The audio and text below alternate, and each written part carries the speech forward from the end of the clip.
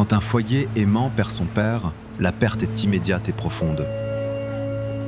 En un instant, la chaleur du foyer semble plus froide, l'avenir plus incertain. Fils et filles s'accrochent à des photos usées et à des souvenirs effacés, aspirant à l'étreinte, à la guidance, à la protection d'un père qui ne reviendra jamais. Pour des milliers d'enfants à travers le monde, ce n'est pas qu'un simple moment, c'est leur réalité quotidienne. Face à un tel chagrin, le poids du monde repose sur les épaules d'une seule personne, la mère.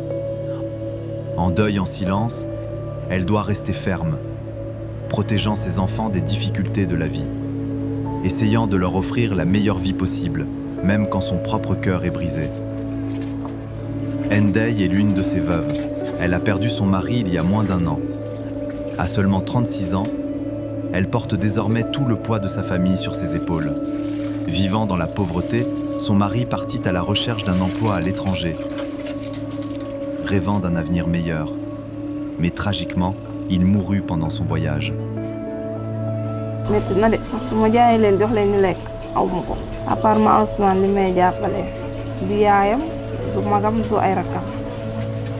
En plus d'être mère à plein temps, Ndeye travaille comme vendeuse ambulante, faisant tout ce qu'elle peut pour gagner un petit revenu et soutenir sa famille. Elle souffre de problèmes cardiaques et a besoin de visites régulières à l'hôpital pour un traitement et des médicaments. Mais avec 5 enfants à s'occuper et personne d'autre vers qui se tourner, elle met souvent sa santé au dernier. Il n'y a tout simplement ni le temps ni l'argent pour s'occuper d'elle-même. Ce qui la blesse le plus, c'est que son aînée a abandonné l'école. Elle sait que l'éducation est leur seule issue à la difficulté. Et voir cette opportunité s'échapper est un chagrin qu'elle porte chaque jour.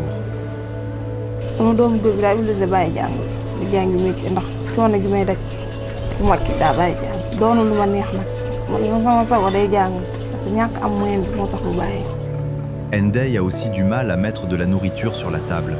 Les repas sont petits, la nutrition insuffisante et l'inquiétude ne s'arrête jamais. La pression de la vie quotidienne s'intensifie. Chaque décision est un sacrifice. Chaque jour est un défi. Et pour Ndeye, le fardeau ne fait que s'alourdir à chaque instant qui passe. N'oublions pas les milliers de veuves et d'orphelins qui luttent simplement pour survivre.